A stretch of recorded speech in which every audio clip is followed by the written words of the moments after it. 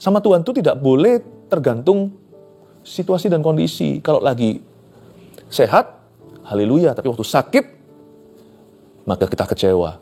Waktu kita kaya, kita bisa memuji Tuhan. Tapi waktu kita jatuh miskin secara materi, maka kita mulai tunjukkan warna asli kita. Kita marah-marah dan tuding-tuding Tuhan tidak adil segala.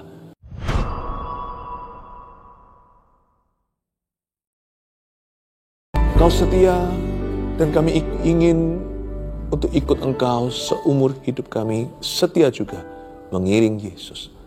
Ajari kami Tuhan faithfulness, loyalty, loyalitas ya Tuhan Yesus. Ajari kami juga mengasihi Tuhan kembali dengan kasih yang kekal yang Tuhan berikan kepada kami. Sembunyikan hamba-Mu di balik salib-Mu Tuhan. Kau sungguh baik. I can feel your goodness. Hamba bisa merasakan kebaikan hati Tuhan.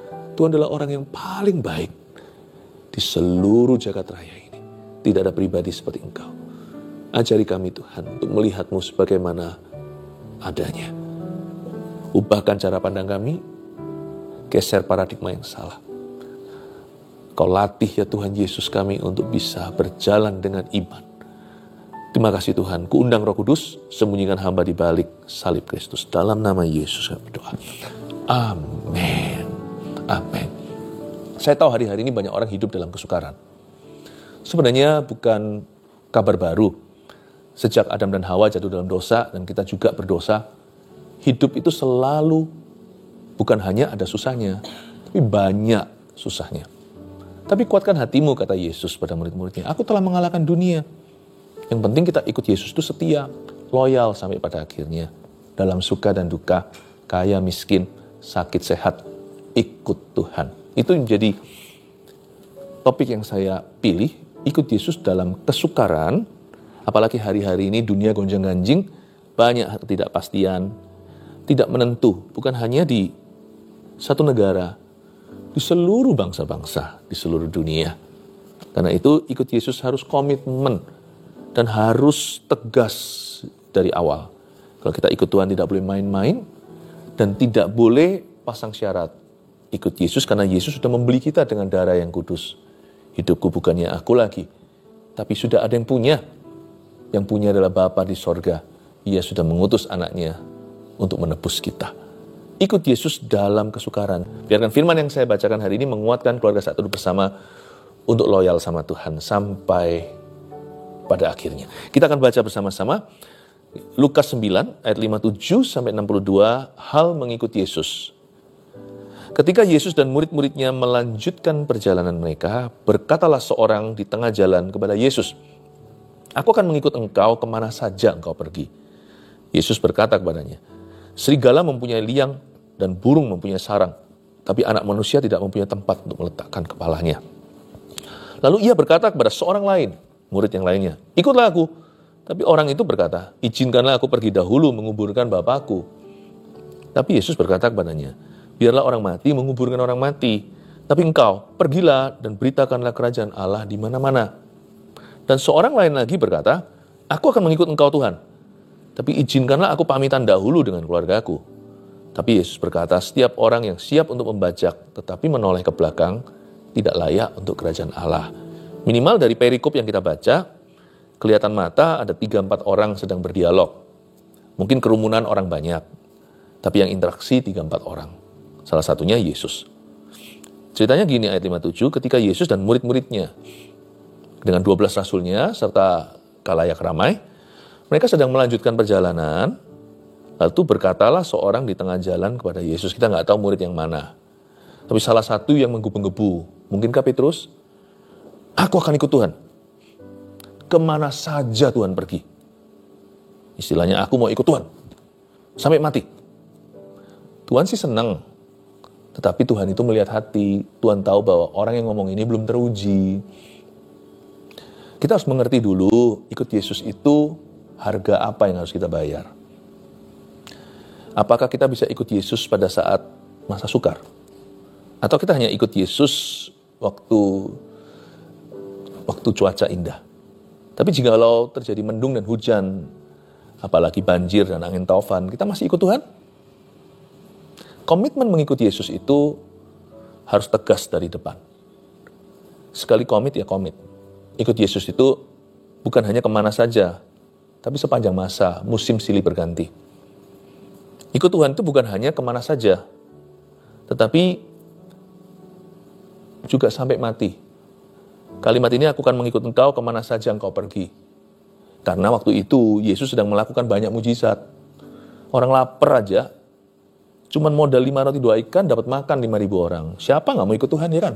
Enak ikut Tuhan. Waktu itu Tuhan sedang berjaya. Tuhan memang sedang masuk ke Kairos, masa ilahi, untuk melakukan perbuatan-perbuatan ajaib untuk umat manusia dan berbuat baik pada mereka. Kasih makan, sembuhkan orang yang berduka berkabung, orang matinya dibangkitkan. Wah, senang. Otomatis salah satu murid yang ikut dengan dia berkata, Tuhan, aku mau ikut engkau. Kalau begini terus ya, I don't mind, aku tidak keberatan untuk ikut Tuhan. Bahkan kemanapun kau pergi, aku mau ikut. Kenapa? Pamornya kan bertambah. Kan memang kan Tuhan Yesus jadi sorotan ya. Dan dielu-elukan. Ingat itu?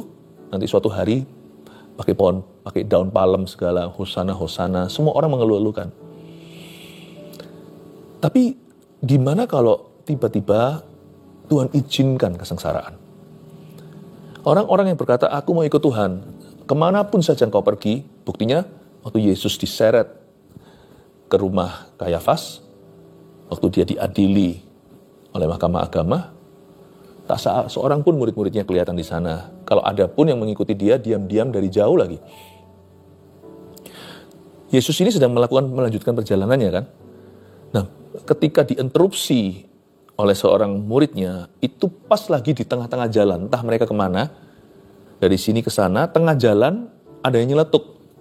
Tuhan, aku mau ikut engkau, kemana saja engkau pergi. Tuhan tidak marahi, meskipun Tuhan tahu orang itu ngomong begini sama sekali tanpa pengenalan yang benar. Meskipun Tuhan sadari bahwa seorang manusia bisa menggebu-gebu, tapi sekedar emosian. Tapi kalau sungguh-sungguh diuji, biasanya dia akan ingkar janji. Tuhan tidak marah loh. Waktu mereka pegang daun palem, hosana, hosana, itu Tuhan tahu orang yang sama nanti, sebagian mereka akan berseru salibkan dia. Tapi Tuhan tetap terima pujian mereka. Your God, Tuhanmu itu sekalipun maha tahu. Dan dia tahu kita ini hanyalah tanah dan debu. Tapi Tuhan menerima pujian kita yang semu.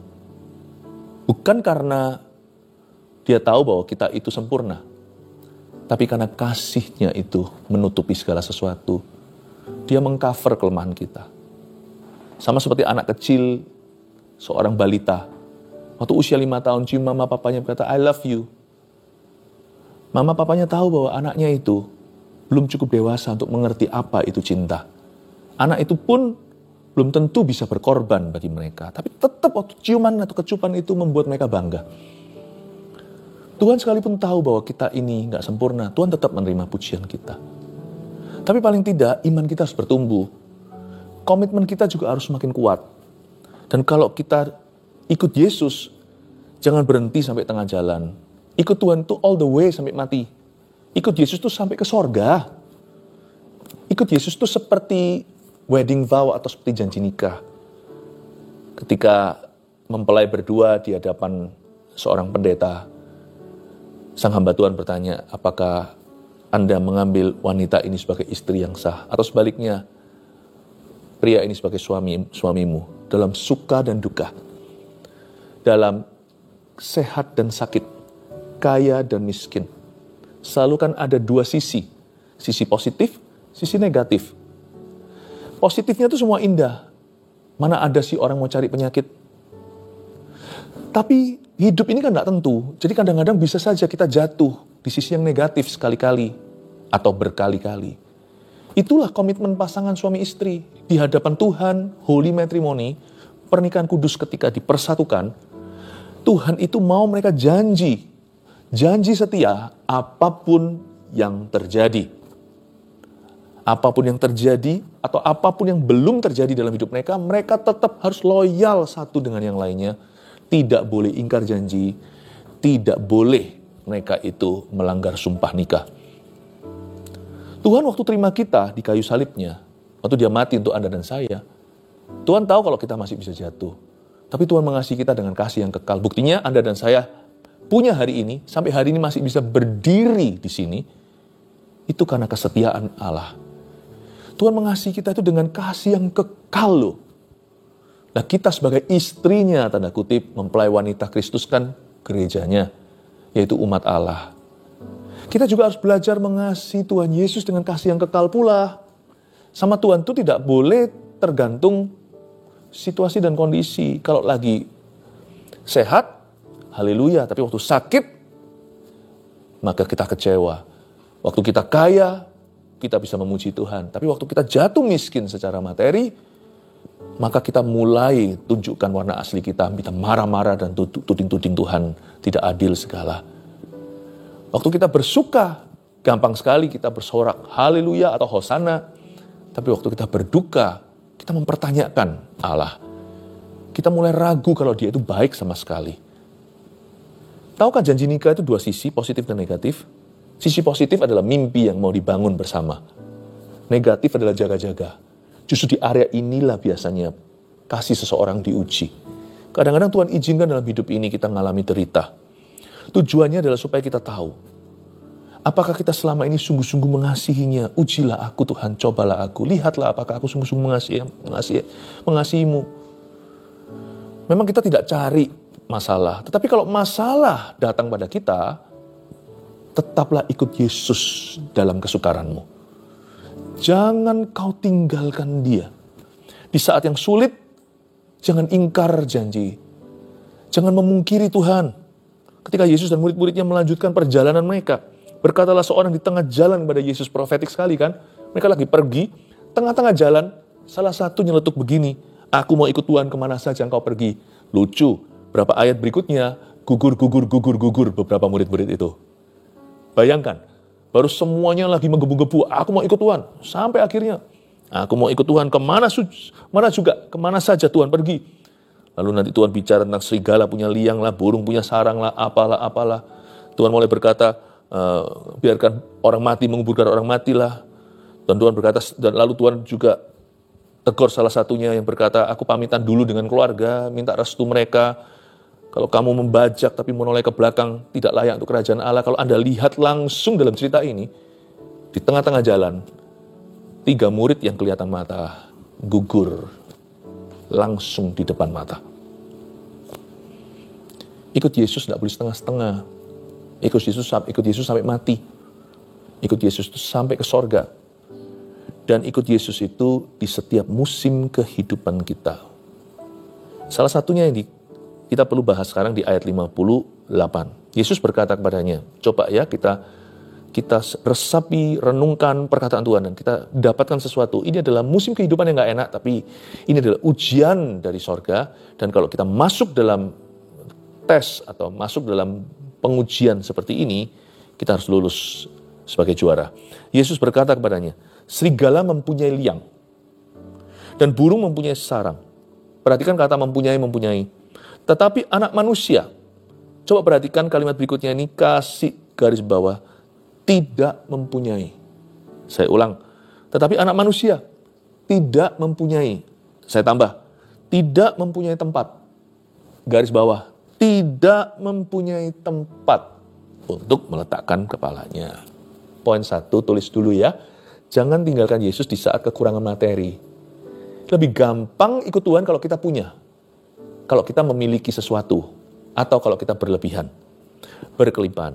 Tapi waktu kita mulai kurang punya, apalagi tidak punya, baik itu tidak punya tempat, atau tidak memiliki sesuatu, kehilangan sesuatu, di situ kita rasakan lebih sulit untuk ikut Yesus. Jangan tinggalkan Yesus di saat kekurangan materi. Ketika anak manusia tidak punya tempat, Anda masih ikut nggak? Kalau serigala punya liang, burung punya sarang. Anak serigala masih bisa ikut sama induknya karena punya liang. Punya rumah, punya properti. Burung punya sarang. Punya tempat yang dituju. Masih punya zona nyaman. Tapi Yesus berkata, are you sure kamu mau ikut aku? Kamu yakin tuh? Anak manusia, dia menunjuk pada dirinya. tidak punya tempat loh. Mending ikut serigala, mending ikut burung, ikut aku tidak harus memberikan sesuatu. Bisakah kamu ikut aku kalau aku tidak punya apa-apa? Yesus yang lahir di palungan itu loh. Bahkan tidak ada ranjang. Semua itu bonus dari Tuhan. Tapi kalau berubah menjadi tuntutan kehidupan, maka kita salah motivasi untuk ikut Tuhan. Nanti kalau masa kesukaran tiba, dengan mudah kita akan menjual Tuhan lagi. Ikut Yesus itu bukan karena fasilitas yang Tuhan berikan. Bahkan bukan karena berkat dan bahkan bukan karena mujizat. Ikut Yesus itu karena kita yakin, kita tahu dan kita percaya bahwa Yesus itu mati untuk menebus dosa kita. Dia diutus Bapa sebagai penebus. Dan karena dia mati di kayu salib itu, dan dia bangkit lagi, kita mau ikut dia, karena kita percaya sekarang kita menjadi miliknya. Tuhan tidak perlu kasih kita apa-apa secara ekstra. Tuhan tidak perlu kasih apa-apa kepada kita selain darahnya. Semua itu hanyalah bonus yang Tuhan tambahkan waktu kita mencari kerajaannya serta kebenarannya. Nah kalau kita diberi, ya tentunya happy. Tapi ketika sesuatu diambil, Tuhan memberi, Tuhan mengambil, apakah kita marah? Kalau saya bilang materi, kekurangan materi itu tidak selalu bicara soal money. Tapi segala sesuatu yang sifatnya jasmani atau duniawi. Itu juga bisa waktu kita kehilangan teman. Apakah kita akan tinggalkan Tuhan? Waduh, gara-gara aku ikut Yesus ini. Aku dikucilkan oleh teman-temanku, bahkan oleh keluargaku. Kekurangan materi itu sesuatu yang material. Tidak selalu bicara tentang uang.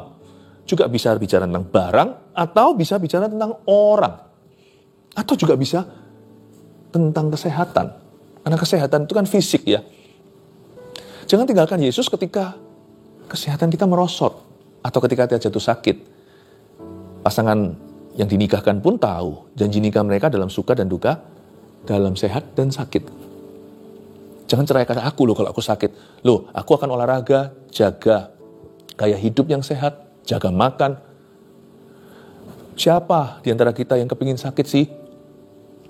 Sakit itu tidak perlu kita cari. Malah kadang-kadang kita harus lawan. Tapi jikalau aku sakit, ya kekasihku, hai suamiku atau hai istriku, jangan kau ceraikan aku, jangan kau tinggalkan aku. Nah waktu kita sakit, kalau kita diizinkan mengalami suatu yang sifatnya buruk menurut pandangan kita. Kehilangan sesuatu yang berharga. Sesuatu yang sifatnya material, sesuatu yang sifatnya duniawi, sesuatu yang sifatnya jasmani. Kita tinggalkan Yesus nggak? Kalau kita adalah Ayub misalnya, nggak ada di antara kita yang pernah dicobai seperti Ayub. Mungkin dia seorang lah sepanjang sejarah yang kayak gitu. Ya malang demi malang ada orang alami, tapi yang kayak Ayub se-ekstrim itu saya belum pernah dengar sih. Pada waktu itu istrinya aja nggak tahan dan berkata, udah kutuki Tuhan. Dia berkata, no, Tuhan memberi aku, Tuhan mengambilnya. Terpujilah nama Tuhan. Jangan tinggalkan Yesus di saat kekurangan materi. Itu yang dimaksudkan Tuhan, anak manusia tidak mempunyai tempat untuk meletakkan kepalanya. Wah langsung mikir tuh tadi, orang pertama yang berkata, aku akan ikut engkau kemana saja engkau pergi. Karena dia sedang berada dalam arak-arakan kemenangan di mana mujizat berkat, orang-orang kenyang makan, kusta tahir, lumpuh jalan, Lazarus bangkit, badai taufan reda, sampai-sampai mereka ingin menjadikan dia raja politik.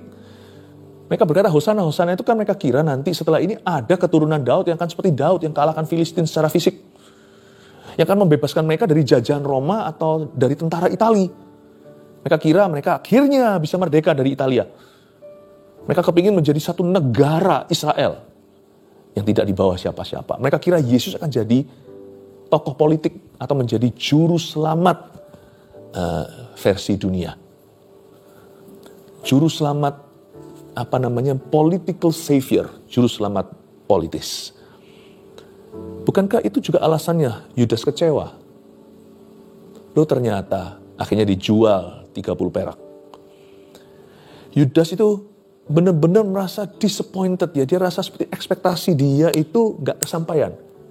Akhirnya dia berhenti ikut Tuhan. Jangan tinggalkan Yesus di saat kekurangan materi, karena hari-hari ini banyak orang mengalami goncangan secara ekonomi. Kalau kita diizinkan mengalami penurunan, yang mana saya tetap yakin gitu loh, itu sementara saja. Karena Berkat Tuhan itu ada, penyertaan itu ada. Sekalipun kita tidak menuntut itu sebagai hak kita, tapi itu sebagai bonus dari Allah. Tetapi saya tahu cerita demi cerita di Alkitab, belum lagi orang-orang yang mengalami hari ini apa yang Alkitab katakan. Tapi saya mau ngomong sesuatu yang lebih dasar. Saya tidak mau bicara berkat sebagai realita, saya mau bicara tentang hati Anda. Komitmen kita ikut Tuhan itu karena apa? Kita juga harus bisa ikut Yesus dalam kesukaran. Inilah bagian sisi kita sebagai mempelai wanita ketika kita harus buktikan dalam suka duka, kaya dan miskin. Siapa sih tidak mau nikahi pangeran yang kaya? Tapi bagaimana kalau dia datang compang-camping suatu hari pura-pura jatuh miskin? Apakah kita hina? Ketika dia menunjukkan jati dirinya, semua wanita yang menolak dia, bahkan yang mencibirnya, semua akhirnya menyesali perbuatan mereka. Ternyata dia adalah seorang yang kaya raya. Karena Tuhan izinkan kamuflase ini di dalam hidup ini. Tuhan izinkan kita masuk ke musim tertentu, di mana ekonomi kita seret, di mana bahkan beberapa orang mengalami kekurangan. Tapi di masa seperti itu berbuahlah pada musimnya. Mungkin buahnya bukan materi. Buah seperti itu adalah kasih tak bersyarat pada Tuhan. Kasih yang kekal. Lord, I follow you, even today. Bahkan di dalam kekuranganku, I will follow you. Aku mengikuti Tuhan. Kita lihat sekarang ayat berikutnya. Ayat 59. Lalu ia berkata kepada seorang lain, ikutlah aku, ini pada murid yang lainnya. Tetapi orang itu berkata, izinkanlah aku pergi dulu menguburkan bapakku. Loh, apa salahnya ya menguburkan bapaknya? Bapaknya kemungkinan gak sakit lah. Ini dia hanya berkata, bukan sekarang, tunggu sampai suatu hari orang tuaku sudah cukup tua dan tidak ada, maka situasinya lebih kondusif itu loh Tuhan untuk aku itu mentaati panggilan. Dia itu sedang menunjuk musim. Tuhan suruh dia sekarang juga di musim panas mengikut dia. Dia bilang jangan Tuhan. Kalau saya ikut Tuhan di musim panas ini banyak berkeringat, bahkan berkeringat darah karena akan banyak oposisinya. Karena suasana situasi sikonnya itu tidak mendukung. Dan orang-orang sekelilingku kurang friendly kalau hari ini aku mentaati perintahmu. Jangan sekarang Tuhan, jangan di musim panas. Kalau bisa nanti aja di musim dingin. Ketika semua sudah aman. Ini bukan bicara tentang penguburan. Dia bicara tentang nanti saja. Later Tuhan, later. Izinkan aku pergi dahulu menguburkan bapakku. Aku janji Tuhan, aku kembali kok nanti. Just not today. Bukan hari ini. Just not this week, bukan minggu ini. Bukan bulan ini, bukan tahun ini. Nanti Tuhan, kalau waktunya sudah enak buat saya beritahu Tuhan ya, I'm ready, aku siap. Sedangkan orang dalam dunia bisnis saja tahu kok. Ada uang gak? Tentu ada barang. Nanti dulu, kumpulkan dulu. Lalu habis itu baru beli. Bukan berarti kita boleh berhutang dan spekulasi untuk beli barang, hutang uang. Bukan. Tapi kadang-kadang kita itu berkata, nanti aja lah, nanti aja. Tunggu nanti, kalau aku sudah aman. Lalu kita tidak pernah menabung. Kita tidak pernah memproyeksikan apa-apa dalam hidup ini. Dalam dunia karir kita. Nanti suatu hari punya uang, nggak tentu ada barang. Ada pula orang yang, kita juga tahu, punya barang. Nggak tentu nanti semua barang itu bisa diuangkan. Semua itu hanya indah pada waktunya. Jangan kita jadi orang yang kasep atau yang kelewatan. Waktu Tuhan itu selalu yang terbaik. Tahukah kondisi yang kondusif itu tidak pernah ada? Tidak ada yang namanya situasi yang ideal untuk mentaati Tuhan. Izinkan aku pergi dulu menguburkan bapakku, tapi Yesus berkata kepadanya, biarlah orang mati menguburkan orang mati. Kedengaran kasar ya. Tapi Tuhan berhak lah, karena Tuhan lebih pangkat dari papa mama orang ini. Kalau kita mungkin tidak boleh ngomong begini, hanya Tuhan yang punya wewenang. Biar orang mati menguburkan orang mati, Tuhan itu memberitahu sama orang itu, bukankah aku lebih punya hak dari siapapun di hidupmu.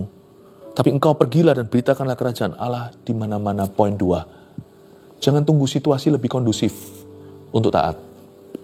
Sekali lagi saya ulangi, tidak ada situasi yang ideal itu dalam hidup ini. Kadang-kadang Tuhan tuh beri kita perintah atau dorongan di saat-saat yang menurut kita nggak tepat. Ya, sikonnya kurang friendly. Situasi kondisi kurang bersahabat. Dan kalau nanti aja tunggu, kok kenapa Tuhan suruh saya memberi sekarang ya? Aku belum kaya raya, tunggu nanti kalau saya punya banyak money. Kalau gitu enggak ada cerita janda Sarfat. Hari itu dia harus bertindak dengan iman. Kenapa aku harus bisa mengampuni dia? Aku suruh ngampuni sekarang. Padahal aku banyak disakiti. Tunggu nanti. Ya. Ketika dia berubah, baru mungkin saya bisa maafkan. Kalau Tuhan suruh sekarang, Tuhan tahu itu yang terbaik untukmu. Kita tidak lakukan, kita yang penyakitan. Jadi Tuhan tuh mengerti saat yang tepat. Kondisi yang kondusif tidak pernah ada di hidup ini. Taat itu terbaik adalah saat Tuhan memerintahkan, langsung kau taati. Jangan tunggu situasi lebih kondusif. Tunggu dulu ya, tunggu sampai papaku nggak ada.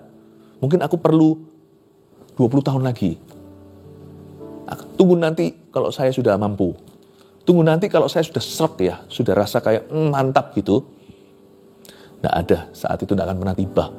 Jangan tunggu situasi lebih kondusif untuk taat. Terakhir, dan seorang lain lagi berkata, aku akan mengikut engkau Tuhan, tetapi izinkanlah aku pamitan dulu dengan keluargaku. Ini tipe orang yang ingin menyenangkan semua orang. Saya tidak berkata bahwa kita boleh meremehkan restu, apalagi restu ortu, restu orang tua. Bukan ya, ini bukan konteksnya. Ini bukan kebutuhan primer. Kalau berbakti sama orang tua itu sifatnya mendasar. Ini yang sifatnya sekunder. Tuhan suruh kita mengambil langkah iman, tapi kita masih takut sama manusia, kita minta izin kiri kanan, dan kita tunggu sampai semua orang voting yes, semua orang itu sudah memberikan approval, ya, mereka semua berkata, baiklah, baru kita melangkah. Tapi Yesus berkata, setiap orang yang siap untuk membajak, tapi menoleh ke belakang, banyak noleh, tolah-toleh gitu ya, banyak menoleh kanan kiri, menoleh ke belakang, tidak layak untuk kerajaan Allah. Poin 3, jangan minta persetujuan semua orang, baru melangkah. Ikut Yesus dalam kesukaran itu, salah satunya adalah, harus berani melangkah dengan iman, jangan tunggu semua orang menganggukkan kepala. Tetap ya, bukan berarti kita tidak perlu dukungan manusia. Tapi kita butuh saja, kita hanya butuh orang-orang yang memang pada tempatnya, atau yang Tuhan utus dalam konteks yang tepat untuk kita. Beberapa orang tersebut akan Tuhan utus dalam kehidupan kita, dan bersama dengan Roh Kudus akan meneguhkan oleh 2-3 saksi suatu perkara menjadi sah di hadapannya. Kita tidak perlu tunggu semua orang happy dengan keputusan kita, apalagi kalau keputusan kita itu sudah benar di hadapan Allah. Meskipun demikian, kita tetap perlu dukungan manusia, karena kita harus mempertanggungjawabkan setiap keputusan kita kepada Tuhan dan kepada orang-orang yang sah di hidup kita. Hormati ayah ibumu. Tapi kalau mengikut Yesus, ada yang lebih pangkat dari papa mama. Masalah iman adalah langsung kepada Tuhan. Nah, kalau Anda menunggu seluruh keluarga besar, yes, Anda jadi orang Kristen yang lahir baru, berarti Yesus bukan juru selamatmu. Karena waktu Anda izinkan itu, berarti Yesus dimadu. Anda demokrasi dulu. Semua orang menjatuhkan pilihannya dan berkata, baiklah kami izinkan kamu untuk jadi anak Tuhan. Kalau Anda jadi anak Tuhan karena izin yang mereka berikan, Anda bukan anak Tuhan. Anda adalah pesuruh manusia. Anda tidak tulus ikut Yesus. Kalau orang ikut Yesus itu tidak tanya seluruh dunia dulu, boleh nggak aku ikut Yesus? Boleh nggak? Kamu keberatan nggak aku ikut Yesus? Untung ada yang keberatan, supaya jalan Anda jalan salib. Kalau semuanya berkata iya, ayolah. Berarti Anda ikut Tuhan karena disuruh mereka. Iman, baptisan, mentaati firman Tuhan, kekudusan, mengampuni, melayani. Hanya orang-orang tertentu yang Tuhan utus di hidupmu. Dan dengan Roh Kudus tentunya akan mengesahkan keputusanmu menjadi keputusan yang benar-benar menyenangkan Tuhan. Ikut Yesus dalam kesukaran. 1, jangan tinggalkan Yesus di saat kekurangan materi. Ingat itu hari-hari ini. 2, jangan tunggu situasi lebih kondusif untuk taat. Ya, mungkin Anda dalam kesukaran, tapi taat bisa sekarang. Apalagi ketaatan yang tidak perlu meminjam apa-apa. Ketaatan itu free sifatnya. Ketaatan itu keluar dari kemauan kita. Taat itu kan tidak harus beri sesuatu. Tapi taat itu mau melakukan sesuatu. Dengan apa yang kau punya. Dengan apa yang sudah ada di tanganmu yang Tuhan sudah percayakan. Taat itu tidak berlebihan. Taat itu bermula dengan apa yang Anda bisa berikan Jadi tidak perlu Anda itu, kita tidak perlu berkata, aku bisa taat kalau. Taat itu tidak pakai kalau, tidak pakai jika. Kalau Tuhan suruh Anda taat, berarti Anda sudah bisa.